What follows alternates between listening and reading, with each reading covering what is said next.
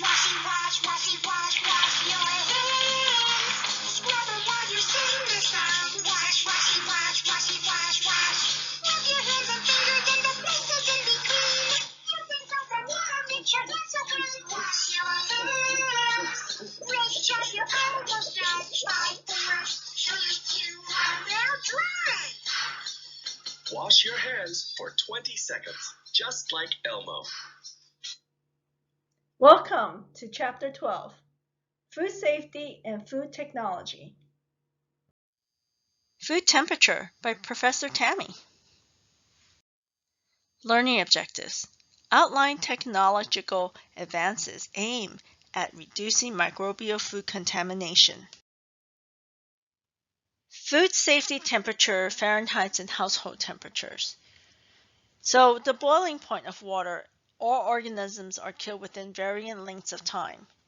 That's 212 degrees Fahrenheit.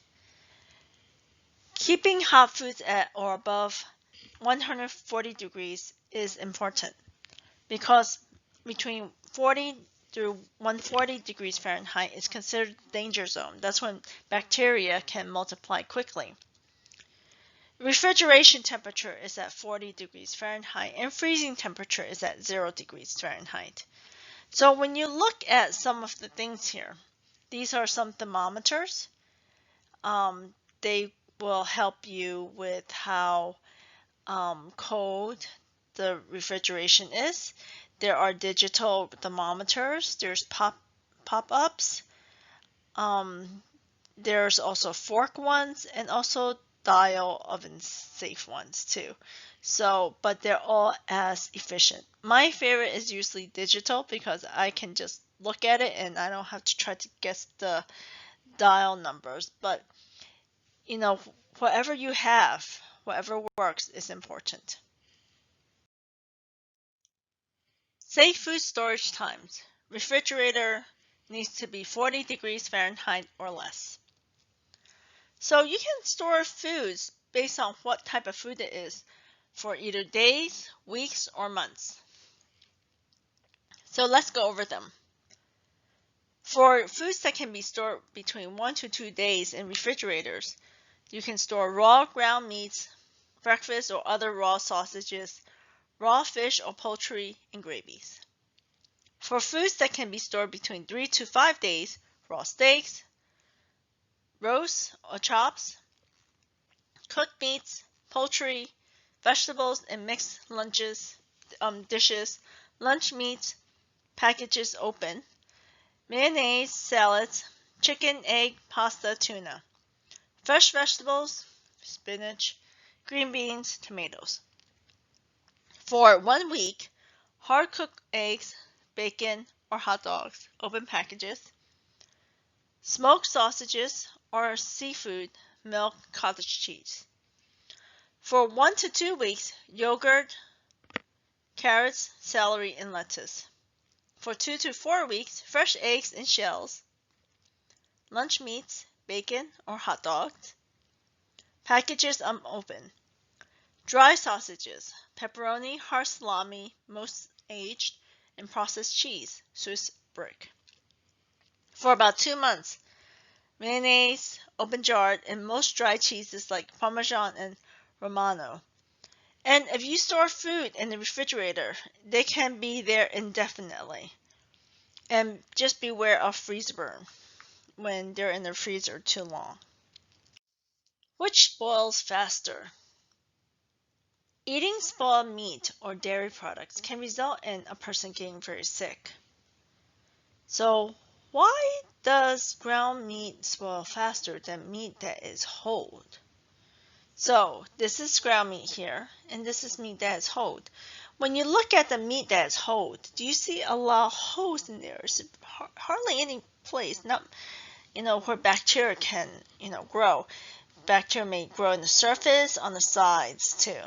But with the ground meat, bacteria can grow on the surface, plus inside, in between, they can get in. So ground meat will spoil faster than whole meat in that case because ground meat can have more bacteria growing in there. What is pasteurized milk? So there's not just one type of pasteurization. There's traditional pasteurization, which is high temperature short time, which is called HTST. Pasteurization is heated to 165 degrees Fahrenheit for about 15 seconds, and the shelf life is about 2 to 3 weeks, depending how often you also open up your refrigerator too. UHT pasteurization, and is packaged in a aseptic package. It's very contained, very clean, sterile. So this is called ultra high temperature, also UHT. It's heated to 280 degrees Fahrenheit for 2 seconds. So the temperature is higher, but less seconds, and it kills off pretty much all the germs, bacteria, and it's put in a sterile box. And the shelf life can be up to 6 months. And once you open it, you have to put it in the refrigerator. There's also raw milk. It's not sterilized. You have to be careful because bacteria can still be in there. You don't know how it's handled. Did the person wash their hands? Did it touch anything else? Even though it may look clean, you cannot always depend on it, plus smell sometimes. And some of these raw milk is also organic. So anything organic will have the word organic in there. Just like this one is also organic. But this one also has DHA, omega-3. Some people who are more sensitive, they can smell it being more fishy, but most people can't. There are ways you can store stuff in your refrigerator better. It's recommended, but it's not required, that at the top of your refrigerator you store butter and cheeses. The middle, fresh fish, cooked meats, eggs, dairy products like soft cheese, creams, and yogurts. Lower temperature levels one, you store raw meats and chill ready meals. And you're like, why is there 2 places for meats? Well, you want the raw meat in the bottom of below the cooked meat, because if there's any dripping, it doesn't go on the cooked meat. And then the ones with the drawers, that's when you where you store fresh fruits and vegetables. And since they're in drawers, dripping shouldn't really be a problem. You can always put plates or other containers so it prevents it from dripping. Commercial refrigeration is a little different from household refrigeration. You're ready to eat foods, things that have been washed and cut, they're up in the top. And things that have not been washed, they're below, because think of germs coming down. And then roast beef, corned beef, fish, and pork, they're in the next level. Ground meats and dish meats, they're in the next level. And poultry, stuffed meats and stuffing, they're at the bottom. So let's make it more clear. So here it doesn't have the ready-to-eat foods. Well, it does, but it includes the washed fruits and stuff. So this is where you store the ready-to-eat foods, the cooked foods. Next level is the raw seafood, fish, and eggs. Next level is the raw steak. Next level, raw pork. Next level, raw ground beef, and next level, raw poultry. So it's very similar to each other. So this is for like restaurants and any food establishment. And here on this side, it tells you what's the internal cooking temperature for each of these foods. Like raw seafood, fish, and eggs should be 145. Same goes with the raw steak and the raw pork. But with raw ground beef, you should cook it up to 155 degrees. And poultry, 165 degrees. If you want to know more about,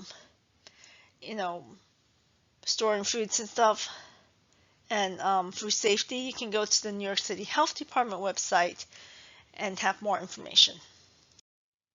So let's look at this picture. What's wrong here?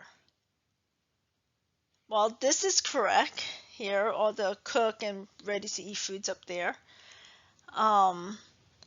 This looks like it's right below the meat. So it should either be in its own drawer or above it. There's 3 ways to thaw meat safely. And I got this information from the University of Illinois Extension. I looked through many websites. I like this one the most. Let's start with microwave. For microwave, you need to remove the wrapper. You don't want it end up melting onto the food. And then you thaw on low power to penetrate to the center of the meat. Most microwaves have a thaw setting or defrost setting and may suggest an amount of time and turn schedule to prevent loss of meat quality. So you want to keep track of it. It depends if your microwave is more powerful or less powerful. And you can cook properly after thawing. I have done this many times too, especially like, oh no, I forgot to thaw my food. Another way to thaw is cold water. Use a leak-proof bag or package. Submerge the meat in cold water. Change water every 30 minutes. It's important to keep meat out of spoilage range of 70 to 100 degrees Fahrenheit. Cook meat properly after thawing. Raw meat should not be refrozen. Refreeze only. You can refreeze after cooking. But another way that's better than cold water is like not only that, but you have ice there. Ice. That way it stays at a better temperature. You don't want to risk it having bacterial growth. Refrigerator. I like this the most. You keep the refrigerator temperature between 34 to 40 degrees Fahrenheit. I think 40 degrees is better. As a plate or use a plate or pan beneath to thaw the meat, because sometimes you never know if there's a leakage of the plastic or whatever it's contained in. And place it at the bottom of the shelf so in case it leaks over, it doesn't go to the other foods. Ground meat should be used as soon as possible after thawing. Whole cuts will remain good in the refrigerator for 3 to 5 days, and also how many days you put it in the refrigerator before you put it in the freezer, so you have to count all that too. Thawed meat can be refrozen with some loss of quality, but I don't really recommend that. Alright, and some people actually just thaw their meat here, very traditional. I know our grandparents used to do that, some of us, our parents used to do that. You may say, oh, it's so cold, it's been out for about 5 hours. Well, bacteria can grow on the surface, even though it's so cold inside, but outside the bacteria can still grow. So I have a story about this lady who went shopping and she forgot her turkey in her car. And she bought the turkey for the holidays. And then she found the turkey in her car 3 days later. She's like, you know what? I don't want to waste my money and throw this turkey out. So she cooked this turkey for dinner. And guess what? Everyone got sick. How? We kill all the germs. Yes, we did kill all the bacteria, but we didn't kill the spore of the bacteria that grew, and they multiply too. So if you happen to forget your turkey or your chicken in the car for 3 days, it's probably best to discard. You don't want to end up visiting the hospital. Safe handling instructions and cooking temperature.